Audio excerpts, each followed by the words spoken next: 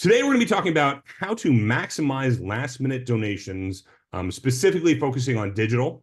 What I love so much about digital communications is how dynamic it can be. And, in the traditional world, and listen, we need to have an omni-channel approach to end-of-year giving, right? We want to touch them on multiple channels, combining both direct mail as well as those digital from social, email, and that's really where we can focus on our segmentation the most.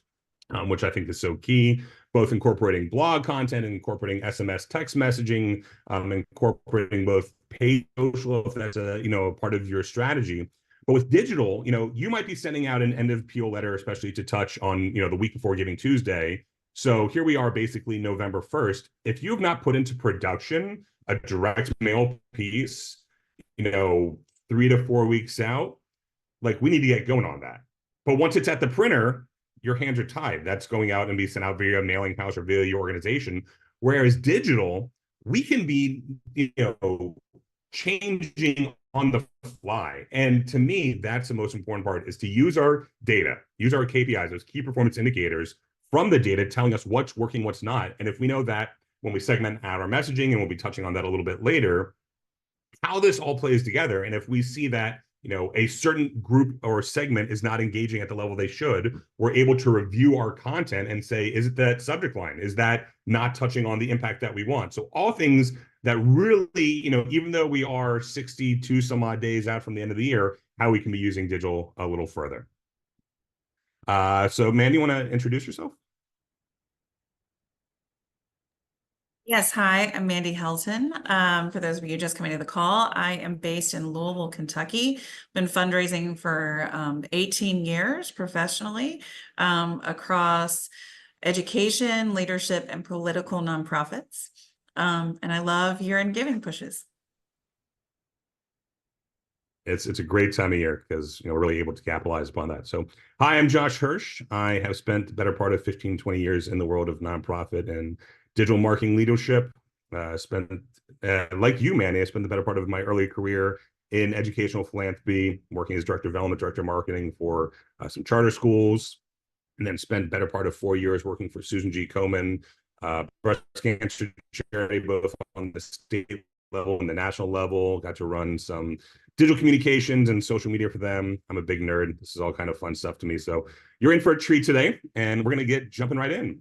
So what are we talking about today? So, right, we're looking at, and it's what I was, focusing on in the beginning. It's about how we're going to tailor a message specifically to that audience that we know we want to touch.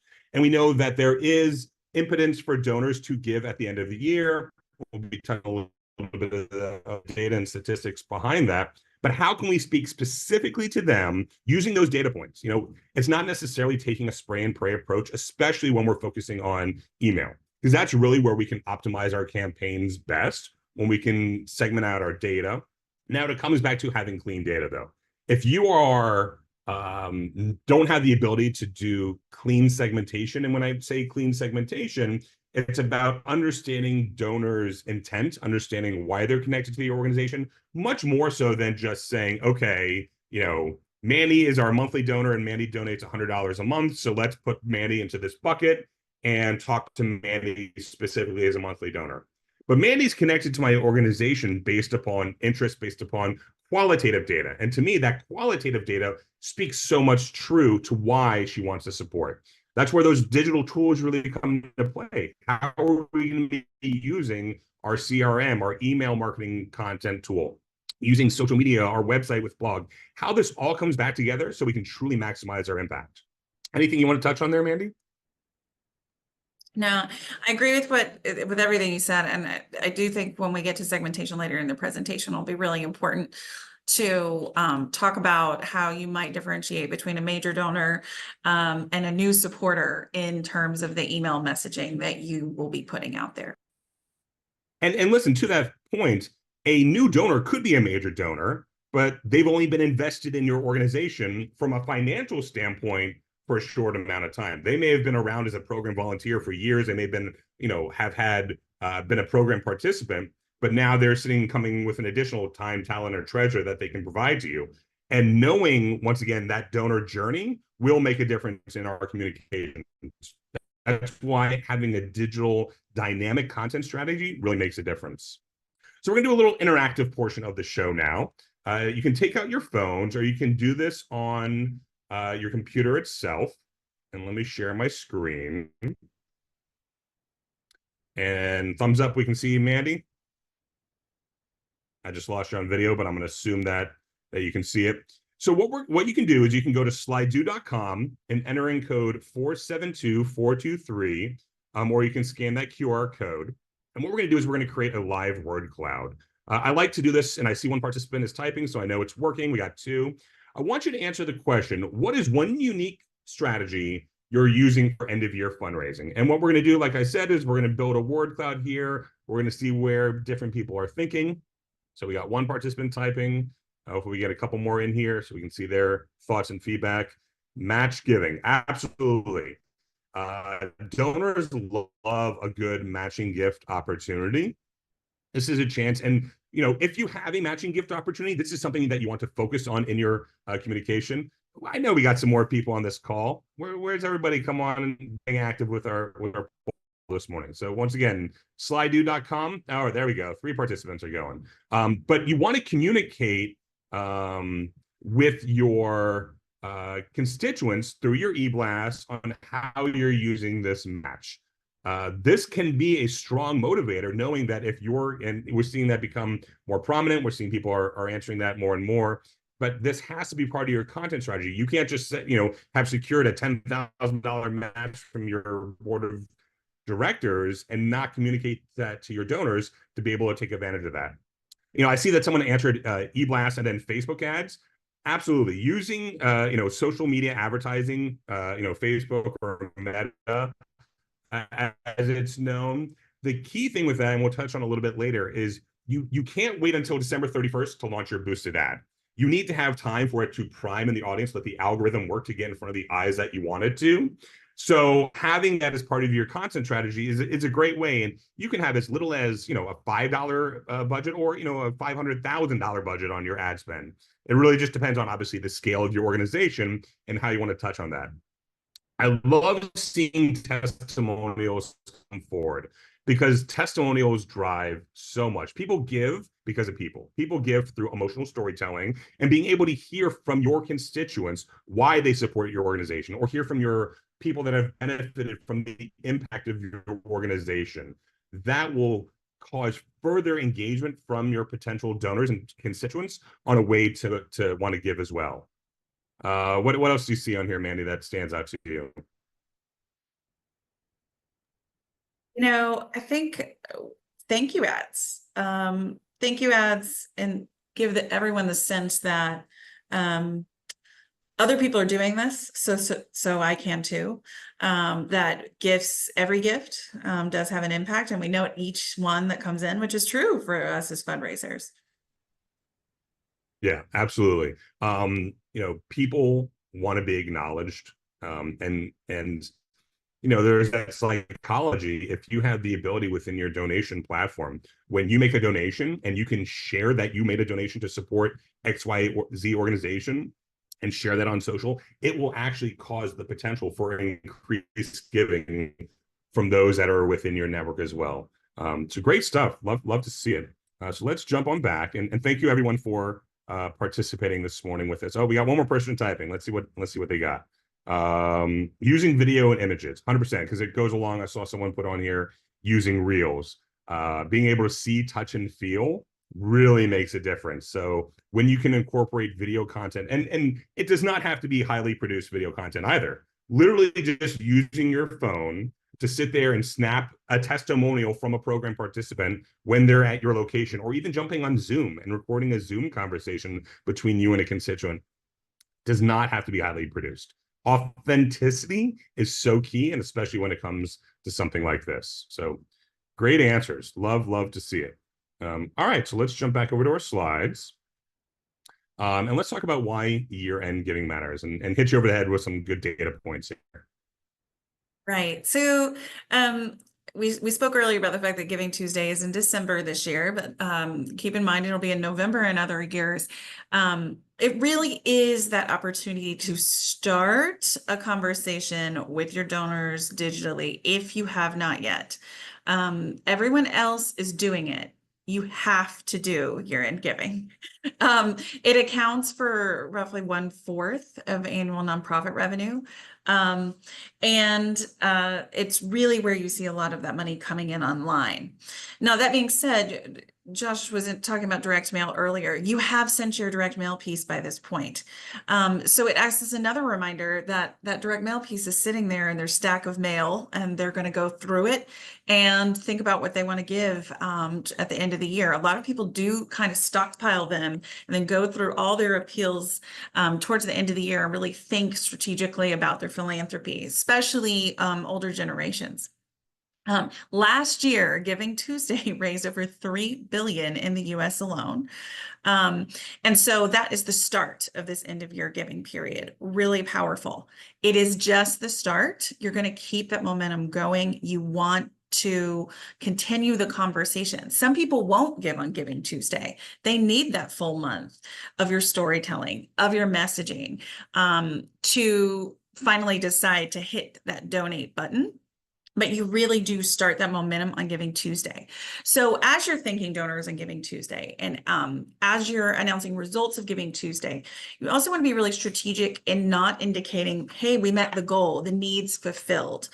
Sometimes a thank you message can also say to someone, we don't need you because other people have already helped us so much. So be really strategic in indicating, we've made great progress and indicating your gratitude, but still leaving room for a donor to understand I am still needed and I can still really make a difference here.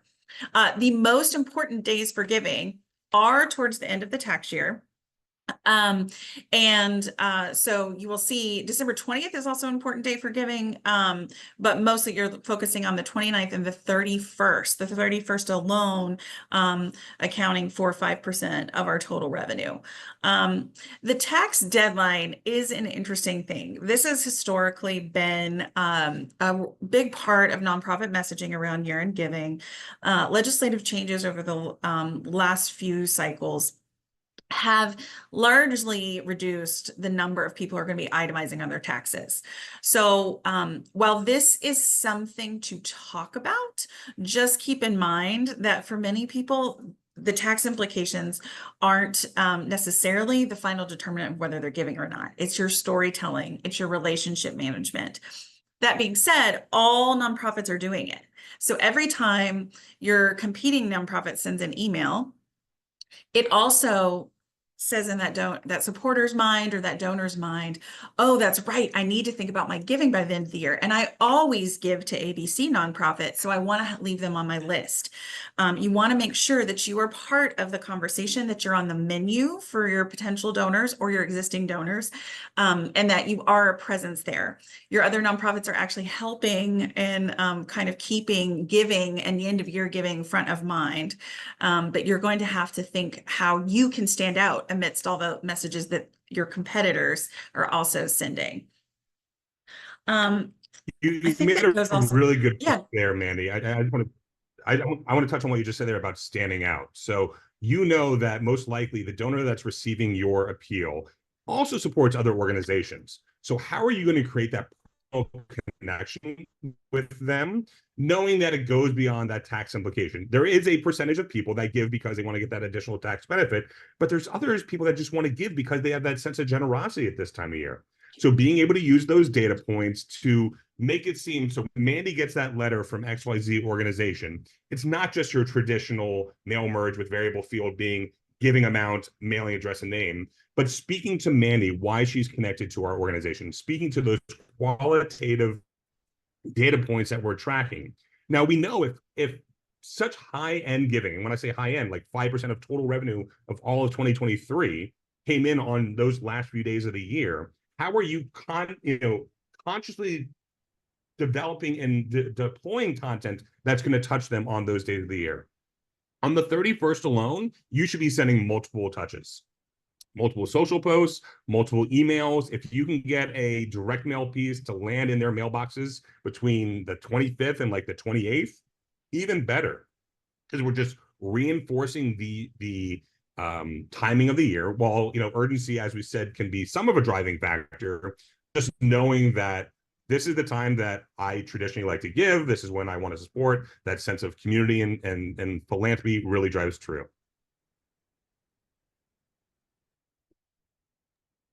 Agreed. So I think that when we talk about this opportunity that exists between Giving Tuesday and December 31st, this is really a period for rich supporter engagement, rich donor engagement. Next slide, Josh. And we will, this is a time when there's holidays happening. We're turning the page on a new year. So dependent on what your nonprofit focus area is, a lot of your messaging and your compelling storytelling are going to be, what does a service recipient at your nonprofit need this holiday season? It's about to be cold in some places. What does that mean for the service recipients of your nonprofit? What is your nonprofit trying to do before the end of the year, or what are they planning to launch first thing next year? So really think about what has the most proximity in terms of timing that also aligns with the mission of your nonprofit and how you may factor that into stories. There was a good question that EJ Wallace shared in the Q&A, and I'm curious to hear your thoughts, Manny. So EJ said, in the vein of making sure your thank you post doesn't cut off the giving, is there an argument for posting a "we didn't meet our goal, so we need your help" message? I know I have my thoughts on it. I'd be curious to hear yours. That might be a time when I might introduce new information instead. What's a second thing that you're wanting to accomplish? What is, if for some reason you have a new match materialize, or so I might shift the conversation in that way. But also it's just there's always capacity to do more. There's always the chance for donors to have more impact. And I think sometimes when you hit the goal, you'll also see that there are people who don't realize you've hit it yet. You'll see an influx of gifts that come in even after that goal deadline.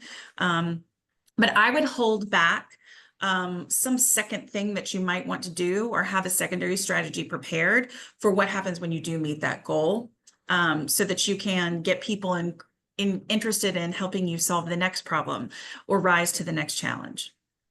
I think you take a really good approach with that, because it's not a doom and gloom approach, but a goal is your goal. It's not necessarily the donor's intent and donor's impact is going to change whether or not you reach your goal. So you want to really focus more on, as you were saying, what can their dollar do, whether they're donating $10 or donating $10,000 to your organization. So focusing on that impact from an urgency standpoint versus, we set a goal of $10,000 and we've only raised 8,000. We still need you to help us raise another 2,000. That messaging works in some respect, but at the same time too, for me, I always like to focus more on the impact. But it's knowing your audience. Some donors are motivated by the sense of wanting to fill that gap. So being able to understand your audience, as well as at the same time knowing what works. And it comes back to tracking your data, it comes back to those KPIs, those key performance indicators, understanding what of your communication touches are really working. So, touching on what I was saying before, as far as storytelling, it shifts well here, because what the donor can do with their dollar, and it's not necessarily saying that, thank you, man, you just donated $100 to my organization. You've been able to feed 10 families, and you haven't done that yet. It's what your gift is going to do. It's that impact. So I know it's semantics, but putting into your donor's mind that they're not coming along and solving the problem right away. They're helping to be part of that solution. And how we're able to, and as we saw in the word cloud, testimonials drive everything. So how we can feature those real stories through video, through image, you can do a nice headshot of that individual, put a quote over that graphic, and then a little longer form content in the social media post with a CTA to drive to your website to make a donation. To that point, if you are driving from social to make a donation, do not send them to your homepage. They're just going to get lost, right? And as we know, for every additional click, It's a 50% potential drop off from them completing that gift. So if your goal is to have them go to your donation page and make a donation, do exactly that. And I like to drive it a little further. If you're able to have your donation page have no escape navigation, and what I mean by escape navigation is don't have a menu at the top. My goal for you when you come to my page is make a donation. I don't want you to be distracted about like, oh, well, let me read about some more programs or let me see, their newsletter. No, you've compelled me from your social media post. You've compelled me from your email that's driving me to your website. I want to get that conversion. I want to have as high of a potential rate for you to make that completion of a donation. So drive me directly to that donation page itself. Anything else specifically on storytelling you want to touch on, Mandy? Yeah, I think when you're really depends on where you are in your timeline also.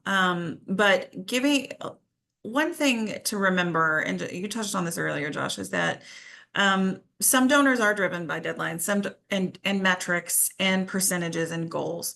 Some donors are driven by a sense of legacy, a sense of identity. Who am I? Am I the type of person who helps this type of nonprofit solve problems?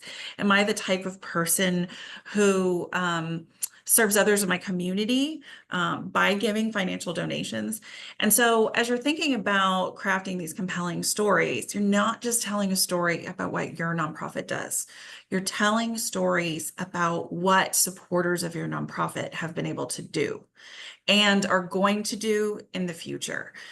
So think of it, people like you do things like this, and really keeping the donor and the donor perspective front of mind when you are crafting these compelling stories.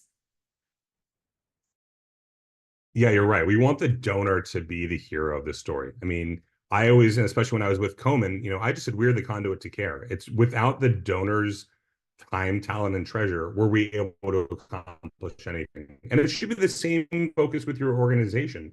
Yes, you might be that soup kitchen that's putting that meal onto someone's plate that would not be having a meal otherwise. But if it wasn't for your donor helping you to get there, so focusing on the impact that their gift is going to make, that really should be how you focus that story. And you could tell the story from the perspective of, that individual who's having a meal. You could also tell the perspective from that family member who's now seeing their family member being uplifted because they have a healthy meal. Like there's so many different ways and different perspectives to take this. And that's that connection that you're going to have with that donor.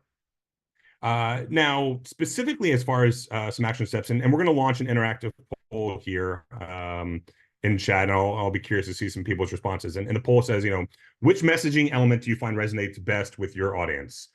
So we'll give it here a second. I'm curious if people are leaning towards that urgency-focused messaging, solution-oriented, and story-driven is coming in through. Now we had a little balance here.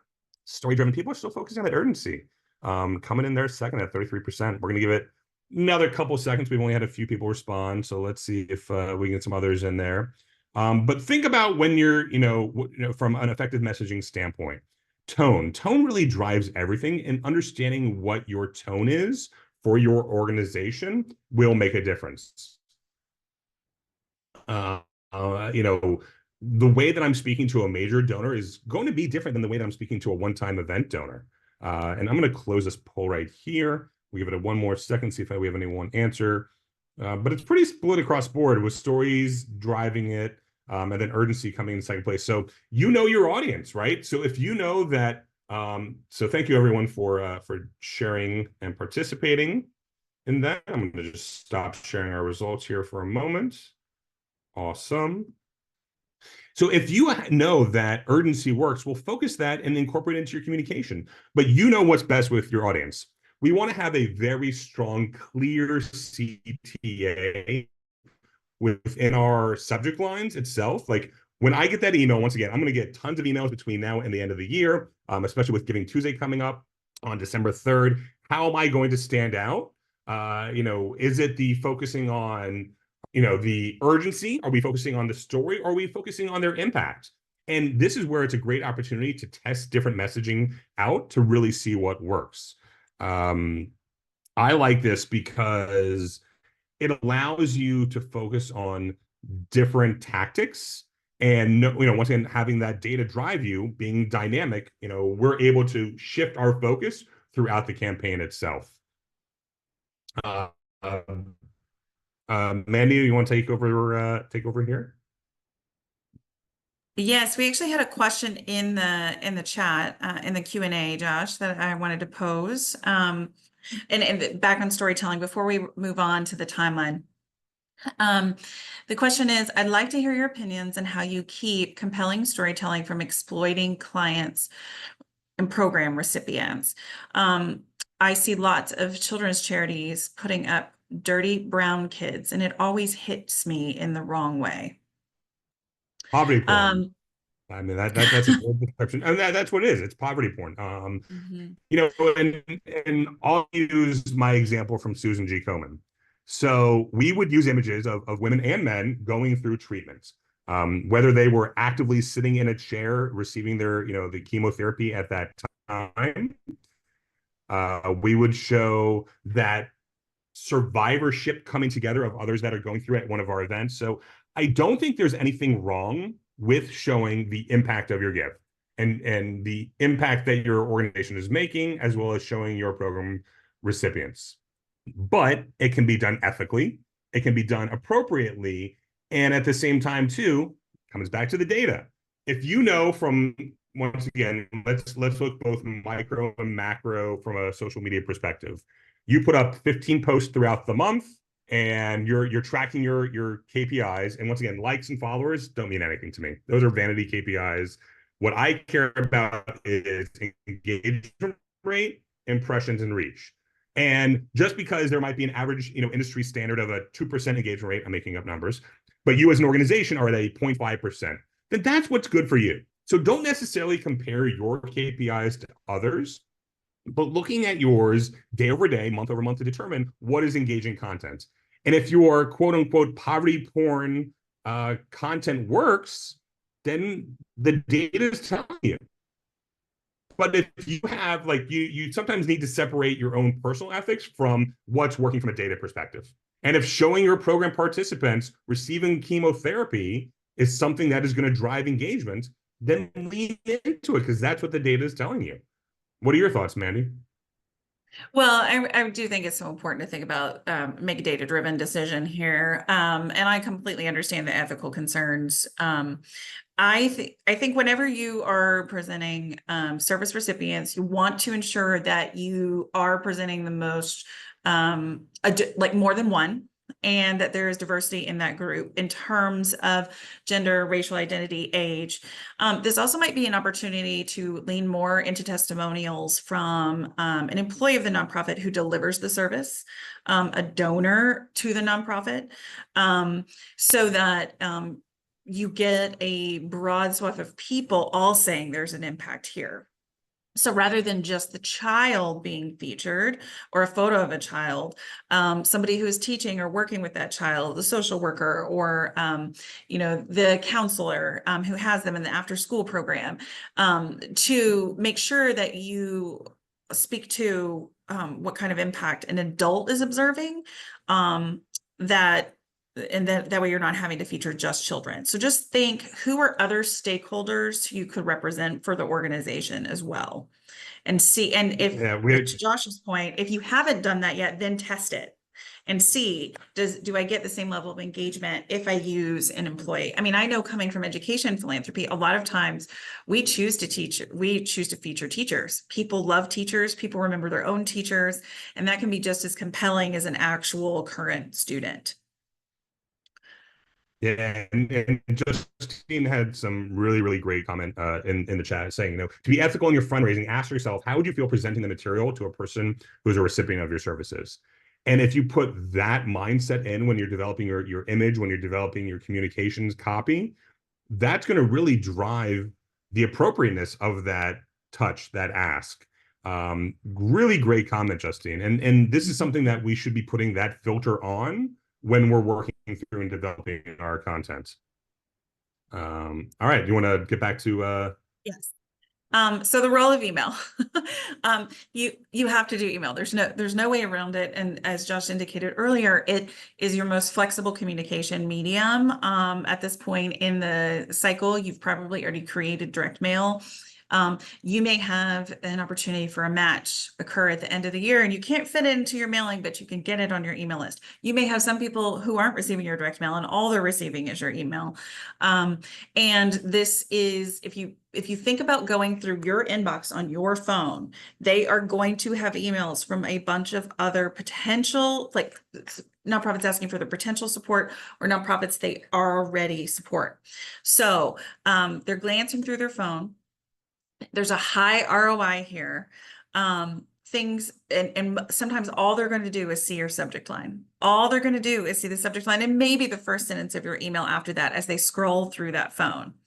Personalization can, dependent on your CRM, can even be in the subject line to really grab their attention. I know it grabs mine. And when you are constructing these emails, let's really think about who is this for? Is this for somebody who's already supported us? Is this for a live somebody who supported us last year, but not yet this year? Is this for a potential new supporter? Is this for an event attendee? Think about all the different ways that you can segment it and write it in a personal way. It may only involve tweaking one sentence, but it tells that donor, it speaks to them. It says, I know who you are and I know why you're interested in our organization. And here is some information I think you want to hear about what's going on with our campaign towards the end of the year. We've talked a lot about the timing and the need for storytelling versus urgency. And I think when you look at this timeline on this slide, you're really doing both things. Early December, you have a great Giving Tuesday, we hope, right? And that day does have some urgency involved, but early December following Giving Tuesday, some people didn't participate. They need a reminder that they can still give before the end of the year.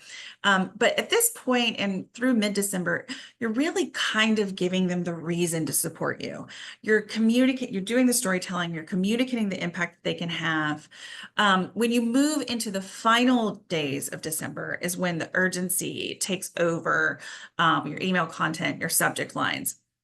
I love the idea of doing audience specific timing and testing send times. Traditional, everybody has a different opinion on when to send emails. And it might largely depend on your supporter base. What time zones are they in?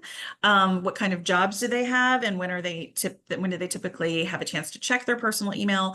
So certainly, since you're sending multiple emails in this period, test it and try to see when are times that you have the most effective communication.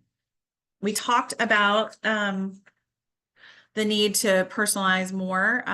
Josh, beyond name and segmenting, what are some other things that you recommend that they fit in to personalize these communications? Yeah, I mean, it's, and we'll touch on this a little bit more and on some segmentation, but it goes beyond giving. It goes beyond, were they the class? And like, so think about it for your school, you're the class of 74. You could just segment out the class of 74 because the class of 74 had a specific connection with their biology teacher and everybody loved Mr. Smith, and Mr. Smith was so fun and engaging. So being able to reconnect with that memory that they had.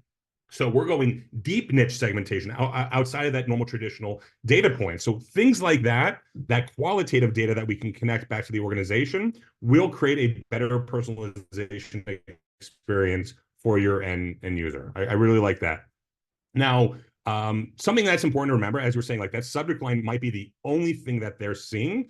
So how are we going to create an engaging subject line for them to want to click on? And once again, it goes back to what is a good open rate for your organization. Here we're saying, personalization will increase open rates by up to 26%. Really, really great stat to know. But at the same time, too, what's good for your organization is good for your organization. So track it out over time and segment out those touches, whether you can sit there and comes back to your CRM. But as a major donor, my connection to your organization is much different than that person who was guest of someone at your annual event. So the way that I'm connecting with them, whether I'm using personalization in that subject line at all, but their connection to your organization and their impetus for giving is going to be completely different. So how I'm able to draw that all back together really makes a difference. We need to be thinking mobile first when we're designing our content. So, while there's a good split between the use of both desktop and mobile, and especially from a giving perspective, where giving will actually be higher on desktop than mobile, we still know that at all times we have our phone on us. And most likely they might be reading the first draft of your email on their phone, and then when they get home, they'll read it again and go on to your site to make a donation, because that link's driving them to the donation page, not driving to your homepage. That's what we got to make sure we do. But with my phone, my experience is going to be different. So making sure that it's very clear what the intention is, in my email on the phone versus on the desktop itself. All things to keep in mind when we're doing that. Also, a lot of these email CRMs will allow you to do that pre-header text. So like when you're in Gmail, you'll see the subject line and then a teaser as well. All of that needs to be part of your strategy and how we're going to connect you and make you want to open this email as much as possible. You want to touch on the subject lines a little bit here, Maddie? Yes. So if I'm scrolling through my phone and I can only see two sentences, the subject line and maybe the first teaser sentence. Again, it depends on your CRM. I think the power of the subject line cannot be understated. It really takes a lot, particularly right now. A lot of us are getting political emails multiple times a day. This will feel like very normal by the time we're in the December period of giving. So thinking really carefully about this, asking for AI to present some alternatives or some new subject lines for you can be really helpful here, particularly if you've been in your position a while or this is an email that you typically send towards the end of the year. Revisit that subject line, make that kind of one of your top priorities in crafting these communications. Also, the timeline is going to determine what you're talking about, and your segment is going to determine what you're talking about. You see this first category, these urgency-driven timelines. These are most appropriate end of December. Based on the subject lines, I already know something from each of these. I know with the first one, 48 hours left to double your impact, there's a match. I know that. So if you have a match, that's a great one to use. You've already told the donor why you need them to open it. They want to know more about the match. What gifts are you matching? Up to what amount? Or help us reach our goal by midnight. That means that you've announced a public goal. And so I, as a donor, want to make sure that you hit it. I'm probably already a donor to the organization. So that's a really appropriate group to send that to, somebody who's already engaged or repeating supporter. If you're in the middle of December, the start of December, you're talking more impact focused. What could a donor or new supporter accomplish by giving to your nonprofit by the end of the year? How, if they have already given once this year, but you'd like them to consider a second gift, you can demonstrate the impact that they've already had for the first 11 months of the year. The donor-centric subject line might be really appropriate for a new supporter, or that returning supporter who's typically given in December, they have not given yet. Somebody who likes to give around the holidays would appreciate the messaging that it is the holiday season, or somebody who is lapsed and whose donor history is really important to them, want to make sure that they get that gift in before the end of the year. So really thinking about the timing when you're sending the subject, the email will determine your subject line, and also how you're segmenting. And different segments do merit different subject lines. Great stuff. Great stuff. Love it, Mandy. All right, let's keep going on because we only got about 15 minutes left. So we've been touching on segmentation as something we've been mentioning the whole time. To me, segmentation is the real power. Now, from an organic social standpoint, segmentation is very difficult. With paid social, there is ability to do specific communications based upon an interest audience that you're going to create. Where segmentation really comes into play, though, is an email. So it has the need for clean data, right? So if we have the ability within our CRM to know what are those tags, those buckets that we're going to put people into, it's going to allow us to have a better understanding of how to speak to them. So here's some examples of various donor segments, and these are high level based upon giving. Lapsed donors is a really unique one. So you have live bunts and you have side bunts. Live bunt stands for last year, but not this year. Side bunt is some year, but not this year. So these are people that have supported you in the past. The way that I'm going to talk to them from a re-engagement standpoint is much different than someone that is going to be a monthly donor, right? They have invested. And to me, I would much rather have a monthly donor give me, $10 a month than a one-time donor give me $100 a month. The lifetime value of that monthly donor is going to be longer than that one-time gift, but the ability to continue to touch and engage with that monthly donor and potentially see them become a major donor, or possibly that planned legacy giving donor over time.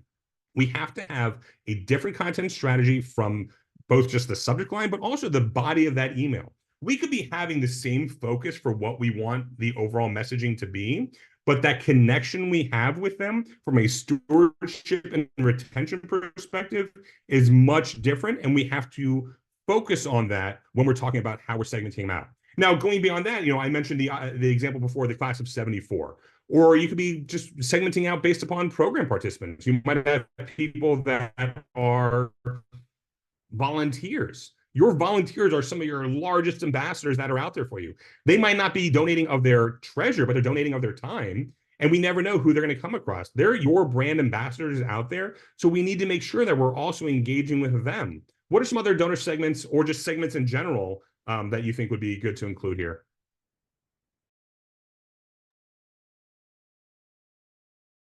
I would look at, I do love the addition of volunteers. Make sure that you've got your past board members if they're not giving. Sometimes people don't think of them in terms of volunteering, but it's important to make sure that they always feel like they have kind of an inside view of information. I would also consider people who are a mid-major donor. And I do want to give that kind of cautionary caveat in terms of major donors, and also somebody who you think could become a major donor. And of course, that's going to depend on your organization, your revenues, giving levels, if you have them, as to how you define this.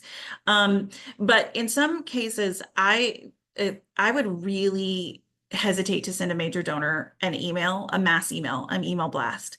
Depending on my relationship with them and my donor relations standpoint, is that I might send them a personal email, my inbox, to their inbox, and say, hey, your end giving is here, and I'm thinking about you. Do you want to have a conversation? Or for your tax purposes, is it helpful to have a conversation right now? Or would you like to talk in the beginning of the year? You do not want a major donor or somebody who has the potential to give you a larger or increased gift to receive an e-blast that tells them deadline, deadline, deadline, just give by the deadline. And settle for $100 when it might be $1,000 or $5,000 if you took the time to have that conversation. So that segment is the one that I'd be looking at probably the most closely, and then going through and preparing my list where I'm going to do the initial email. I'm going to do the phone outreach dependent on my relationship with them, and make sure that they're not getting a ton of participation messages. If they are actively engaged with their organization, as they probably are, they may still see all of your stuff on social, because hopefully you have alignment with your social media strategy. They may hear about it from other volunteers or supporters of the organization, but you've at least taken the time to reach out and recognize the impact that they can have, and don't give them the message that participating by the deadline is paramount to actually considering what they have the capacity to give and what impact they could have. Great stuff out there. I love it. All right, we're gonna keep rolling through so we can make sure we get these last few slides. We talked about before A/B testing, and let's see if we can launch that other poll. We have another interactive poll as far as what elements of your email campaigns have you test or would you like to test. So we'll let some people answer there. Really simple, obviously high level, and this can also come into play too when you're doing social ads, when looking from an A/B perspective, testing those subject lines, right? Using the same audience, you've segmented out specifically and you're going to take your major donors, and one's going to be focusing on urgency, one's going to be focusing on impact, and see which kind of messaging from that perspective does better when we're testing it out. Send times is a great one, but even also within the body of the email, use the same subject line for that segment, but the content within the email, your button, right? So is that button above the fold? Is it a certain color? All these things you can take into consideration when you're doing your A/B testing, and this will tell you what's going to work. And this is why, to me, dynamic content through your digital campaigns makes such a difference as opposed to your potential for A/B testing with direct mail, right? It's going to take time to get the results from your direct mail A/B testing. And you can do that, but knowing that we are here with 62 days left for end of year is really going to make a difference. I'm going to end this poll now. Let's see if we can see what these answers are. Right. Let's see. All right. All right. So people mentioned donation links, send times, demos that they've shared experience with clients. I like that. Send times as it. So Vicky made a good point. They have a global audience. You know, you might not just have people that live within your time zone. So testing out what is going to be better based upon where they live. Betsy had a comment, about how it resonates with their beneficiaries. So what is those impact statements that they're going to use? Really, really good stuff there. I like it.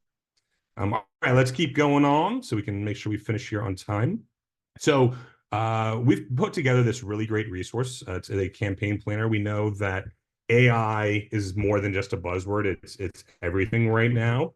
And how you're incorporating AI into your content strategy can be very powerful. So let's just do a quick screen share here for you. All right, so here's the nonprofit campaign planner. It's a great way that you can focus both on your Giving Tuesday campaign as well as end of year giving. You just enter in your information and you'll get access to the tool itself. There's two great resources: the what you need to get started, and then the step-by-step guide. It walks you through everything as far as how to effectively use this tool to work on both your end of year and Giving Tuesday campaign. We've got a great video here starring yours truly on how to use it. Because once again, people learn differently. Some people need that audio visual. Others people want to read through a PDF on how to use it. So a key thing to keep in mind, however, when using this tool, because of the way it's based, it's unfortunately, you don't have a session that you can sit down and come back to. You need to focus all your work while you're in that specific tool. So coming back, you would have to start from the beginning. That's why we had that guide, to ensure that you have all those materials that you need ahead of time when you get started. So as far as end of year, we mentioned using social media ads and boosting posts.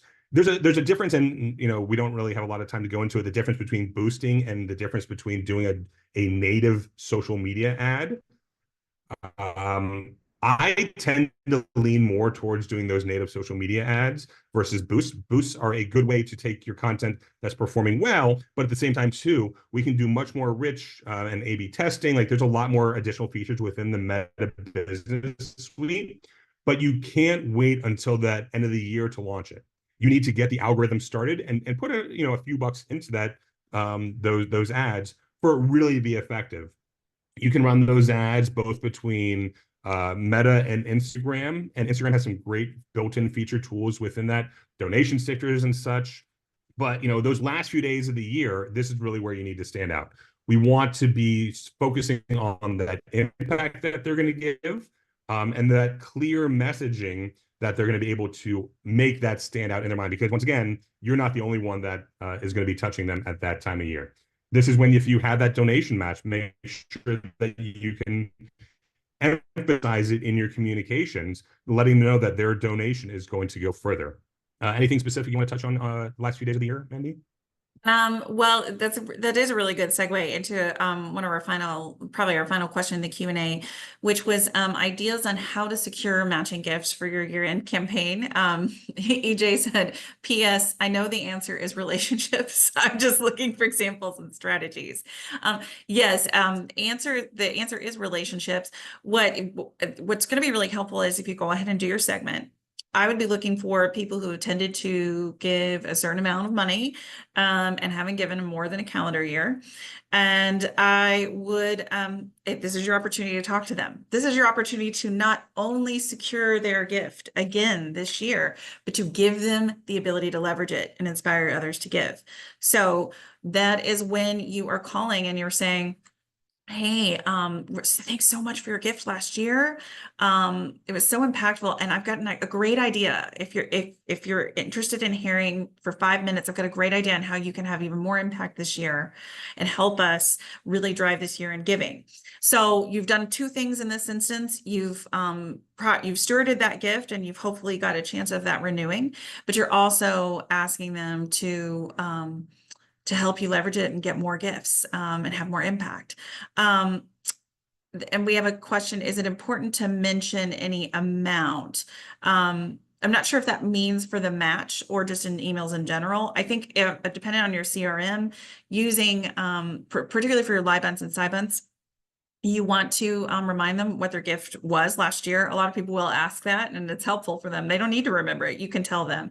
If I'm approaching a matching donor, I think I would give them a range, and I'd say, like, if you are doing a gift and start at the amount they gave you last year, but then suggest an increase and see if they can only tell you no. They might say, well, I'm going to give you my 5,000 again, and I hope you get 10,000 more out of it, right? Or they might say, sure.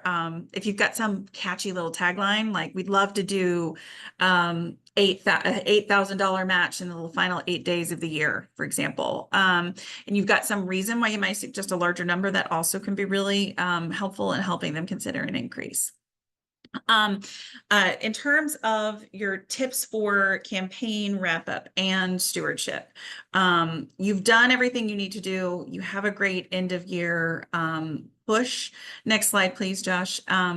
You've done all the things that you were planning to do. You've gotten your emails out. You've been aligned on social media. You have given supporters and potential supporters, at least 7 touches in this time period. You've given them a reason to support you, and you've given them a deadline to finally commit. Don't forget to have your stewardship plan ready. And if you haven't done this before, this is the year to start. If you, as many a fundraiser are in the office, the final days of the year, but it can be a quiet time in some ways on other work that you're doing. This is a great time to do like individualized, personalized emails and calls to those people who are giving to you at the end of the year. In January, look at all of that data you collected. If you haven't done it yet, how were your open rates? What message seemed to convert to donations the most? Do kind of all of that metric tracking to write up your plan for how you're going to do this the same or differently next year. Then also prepare a recap of the campaign's achievements with the people who supported it. And then looking at who participated and what does it mean for them year round in terms of recognition. When are you going to reach out to them again? If they're a major donor, is there a personalized note? Is there a lunch meeting? Is there inviting them to come witness some of their work in action at your nonprofit appropriate? So look at who participated at a certain level, and kind of plot out your strategy with them to take them from a 2024 donor all the way through the 2025 calendar year and make sure that they're a donor again in 2025. I love these ideas for next campaign prep. And including doing a donor survey to see how, and volunteers, if you had board members helping you with some phone calls or final outreach, ask them how they felt about it, talk to volunteers with the organization, really use this starting the new year mindset as a way to gather information on how you can do things differently or even better in 2025. I'm going to echo the need for surveying your constituents. Getting the feedback through survey data is huge, and not just the quantitative data, but the qualitative data. That, once again, as I mentioned before, speaks to their interest and their connection, and how you're able to then leverage that data points moving forward. We only got about 1 or 2 minutes left, so let's just try to do a quick recap. So, out of everything, we hope that you understand the importance of that personalization of your message, that it's not too late, right? You still have time. You've got 62 days left from today to focus, but now's the time, right? How are we going to take advantage of that time? We're going to use the dynamic digital tools that we have available to us to focus on our data, using that data to help drive our content strategy, and when needed, A/B test out that those messaging points based upon our segmented audiences. Also knowing that last week of the year, people are going to be driven through various urgency reasons, and what are those touch points that we can do, knowing that on the 31st, segment and multiple touches is going to really make a big difference for the potential for final end of year giving. Any last few thoughts that you have, Mandy? No, I think this is great. I also think when you are segmenting, make sure to look at your major donor segment. And if they were not able to give, or they indicated they didn't want to give by the end of the tax year, second week of January, reach back out and use that as an opportunity to connect with them and start considering how their gift will be impactful in 2025. Great stuff. Great stuff. Just one last thing. We got a couple more webinars coming up. November, The Art of Stewardship, Building Long-Lasting Donor Relationships, is on November 14th. And then Thursday, December 12th, is Media Relations for Nonprofits. So we wanted to say thank you for joining us today. There will be the recording and slides sent out from this. You should be getting it in your inbox, hopefully tomorrow at the earliest/latest. But on behalf of Mandy, I want to say thank you for joining us today. This is always a great time of year. This is where philanthropy really starts to kick into to action, even more so than it normally is. Know that we are here as a resource for you, and just want to say have a great day.